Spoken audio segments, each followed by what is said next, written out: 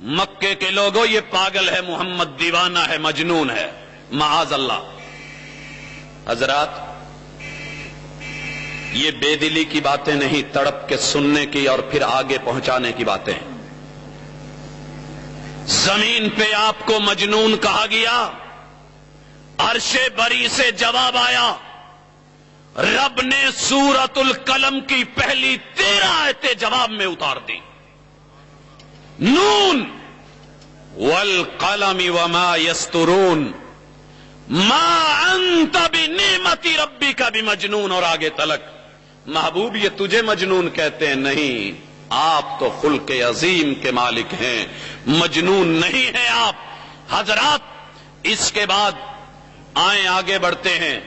رب نے تو جواب دے لیا، آسمان سے جواب آئے۔ اللہ نے آج ہماری آزمائش کی ہے، امت مسلمہ کو دیکھا ہے، اس کو چیک کیا ہے، ٹیمپرامنٹ کتنا ہے، ایمانی پاور کتنی ہے، قوت اور طاقت کتنی ہے، ایمان کی جو ہے وہ بیس کتنی ہے، گہرائی کتنی ہے۔ اللہ نے دشمن کو ایک بار سے پھر وہی اسی طریقے پہ، اسی ڈگر پہ کھڑا کر دیا کہ ذرا محبوب کو چھیڑو، مسلمانوں کے محبوب۔ ان کی بیٹیاں لٹی، ان کو پرواہ نہیں ہوئی، ماؤں کی عزتیں لٹی، ٹس سے مس نہیں ہوئے، ان کے باپ داداؤں کی عزتیں لوٹی گئیں، پگڑیاں پاؤں میں رگڑی گئیں، انہیں ٹس سے مس ہونا نہیں آیا، ان کے دین کو چھیڑا گیا، پرواہ نہیں ہوئی۔ آؤ، یہ جن کا دعویٰ کرتے ہیں سیدی سیدی، مرشدی مرشدی، حبیبنا شفیعنا، غلامی رسول میں موت بھی قبول ہے، آؤ ذرا انہیں چھیڑ کے دیکھو یہ ٹس سے مس ہوتے ہیں کہ نہیں۔ انہوں نے چھیڑا لیکن مسلمان ٹس سے مس نہیں ہوا، نہیں ہوا۔ آپ کہیں گے بہت ہوئے، بھائیو سنیں، آج دیر ہو گئی، دیر ہو گئی۔ جاؤ، فرزند اہل حدیث اعلان کرتا ہے، ناموں کی جنگ کے بغیر دیوبندی بھی سنیں، بریلوی بھی سنیں، وہابی بھی سنیں، شیعہ بھی سنیں، حنفی مالکی سنیں، دیوبندی حنبلی سنیں، جو بھی کلمہ پڑھتا ہے سنے۔ اور لوگوں، تحفظ ناموس رسالت بعد کی بات ہے۔ یاد کروا دوں، مولانا جھنگوی رحمہ اللہ نے خط لکھا مولانا بہاول پوری رحمہ اللہ کو، کہا بہاول پوری صاحب، ہم نے تحفظ ناموس صحابہ کے لیے علم بلند کیا ہے، ہمارا ساتھ دیجئے۔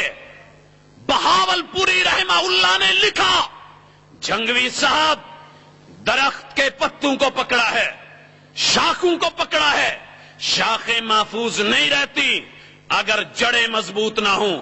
آئیں جڑوں سے شروع کریں، توحید سے آغاز کریں، تحفظ ناموس توحید کی بات کریں، تحفظ ناموس رسالت کو لیں، تحفظ ناموس صحابہ کا اہتمام خود ہو جائے گا۔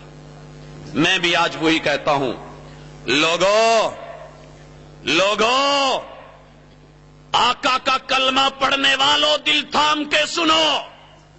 اس دنیا میں جب کائنات کے سب سے بڑے رب کے بت بنائے گئے، کارٹون بنائے گئے، کسی نے جلوس آج تک نکالا؟ انگریز نے فاحشہ کماشا بدکارہ عورت کی ننگی پیٹھ کے اوپر تمہارے رب کا نام لکھ کے ڈانس کروایا، عالم اسلام سویا رہا۔ کیوں نہ کرواتا؟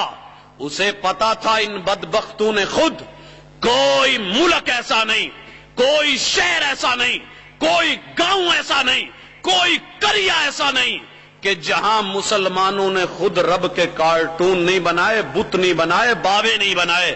اور یارو، یہ قدم قدم پہ بنے مزار، یہ اللہ رب العزت کے کارٹون نہیں تو اور کیا ہے؟ مسلمان نے جب تحفظ ناموس توحید کا اہتمام نہیں کیا، رب کے کارٹون بنے، دربار بنے، مزار بنے، باوے بیٹھے، آستانے بنے، آشیانے بنائے، ایک رب کو 2 میں، 2 کو 3 میں، 3 کو 360 میں، 360 کو 30 کروڑ الہوں میں بدل دیا گیا۔ مسلمان ٹس سے مس نہ ہوا، جلوس نہ نکلا، ریلی نہ نکلی، جلسہ نہ ہوا، احتجاج نہ ہوا، ٹس سے مس نہ ہوا۔ پھر وہ وقت آیا کہ جب کافر نے پھر جوتوں کے تلووں کے اوپر تمہارے رب کا نام ڈیزائن کر کے نکالا تو پھر تم سر لے کے بیٹھے، تب بات نہیں بنی۔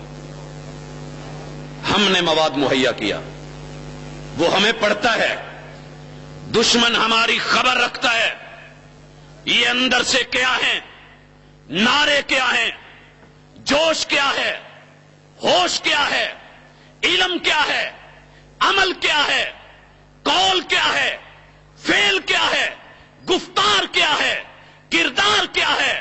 ہاں گفتار کے غازی تو بہت، کردار یہ ہے زبان سے لا الہ گفتار، کردار یہ ہے کہ ایک ایک گلی میں اپنا اپنا مشکل کشا بنا رکھا ہے۔ حضرات، ہم سے دیر ہوئی، اس سے پہلے وحی پہ حملہ ہوا، دشمن نے تحفظ ناموس وحی کو چھیڑا، ہم چپ رہے۔ کیا یہ اللہ کی وحی کے تحفظ کو مسلمان نے خود نہیں چھیڑا؟ آنا علی کے پاس تھا، بھول کے محمد کے پاس چلا گیا۔ معاذ اللہ، تحفظ ناموس قرآن۔